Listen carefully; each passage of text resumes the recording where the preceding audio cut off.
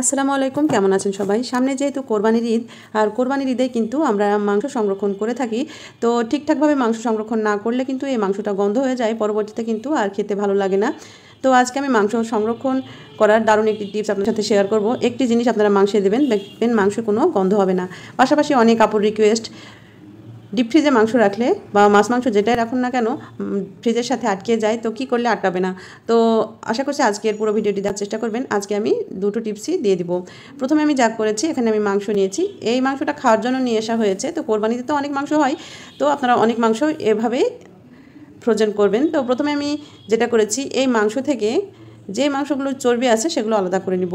তো এমনিতেই তো খাসির মাংস হোক, গরুর মাংস হোক, চর্বি তো আলাদা করে নিতেই হয়। যেই চর্বিগুলো একেবারেই মাংস ছাড়া চর্বি, সেই চর্বিগুলো তো আপনারা আলাদা করে নেবেনই।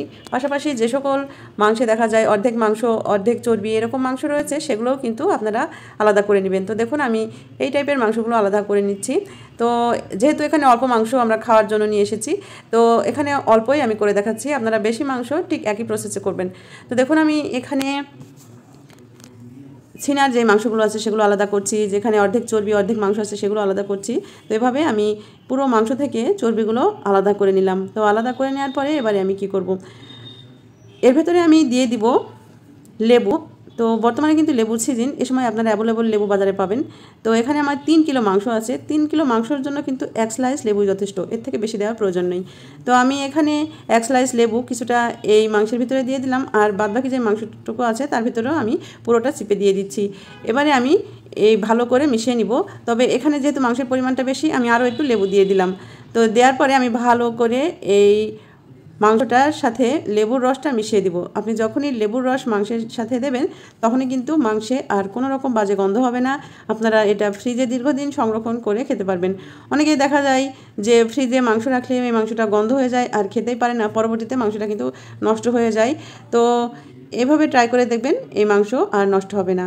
তো এই মাংসটা প্যাকেট করবেন কিভাবে, প্যাকেট করার ক্ষেত্রেও কিন্তু আরও একটি টিপস আপনারা মেনে চলবেন। সেটা হচ্ছে আপনারা প্যাকেট নিয়ে নেবেন। নেওয়ার পরে আমরা যে মাংস প্যাকেট করি বা মাছ প্যাকেট করি, অনেকটা গোল গোল করে, সেভাবে গোল গোল করে মাংস রাখবেন না, তাহলে কিন্তু এই মাংসটা জমতে সময় লাগবে আর মাংসটা গন্ধ হয়ে যাবে। তাই এরকম পলিব্যাগের ভিতরে আপনারা সবসময় চেষ্টা করবেন মাংস এভাবে ফ্ল্যাটভাবে রাখতে, তাহলে ফ্রিজেও যেমন জায়গাটাও বেশি পাবে আর এটা দ্রুত কিন্তু জমে যাবে। সেক্ষেত্রে মাংসটা গন্ধ হওয়ার আর কোনো সুযোগ পাবে না। আর একসঙ্গে অনেকগুলো মাংস যেহেতু ফ্রিজে রাখা হয়, তাই আপনারা ফ্রিজের যে পাওয়ার পয়েন্টটা আছে সেটা কিন্তু হাই করে দিবেন, আর এভাবে ফ্ল্যাট করে নিয়ে তারপরে মাংসটা ঢুকাবেন। আপনারা মাংসটা রাখার পরে ফ্রিজে পাওয়ার পয়েন্ট হাই করবেন না, আপনারা ফ্রিজের পাওয়ার পয়েন্ট কিন্তু রাতেই হাই করে দিবেন, এবং পরবর্তী দিন যখন কোরবানির মাংস রেডি হয়ে যাবে তখন আপনারা এভাবে ফ্রিজে রাখবেন।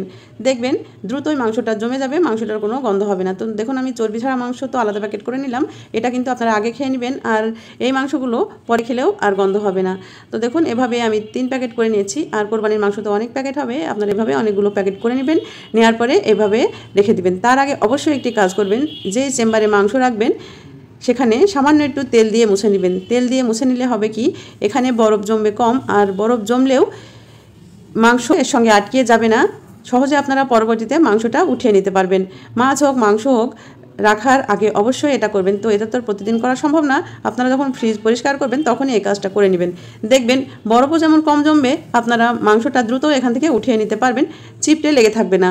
তো দেখুন আমি এভাবে ফ্রিজের সব জায়গায় কিন্তু তেল লাগিয়ে নিলাম। যে কোনো তেল দিতে পারেন, সরিষার তেল বা রান্নার তেল, কিন্তু নারকেল তেল দেবেন না।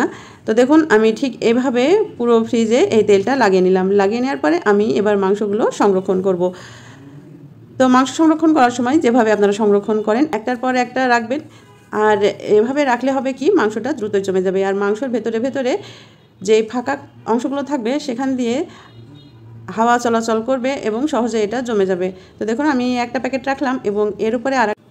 তো আশা করছি আপনারা এভাবে এবছর মাংস সংরক্ষণ করবেন, আর এই কাজটি করেই দেখুন এই মাংস আপনারা দীর্ঘদিন খেতে পারবেন, একটা মাংসও কিন্তু গন্ধ হবে না।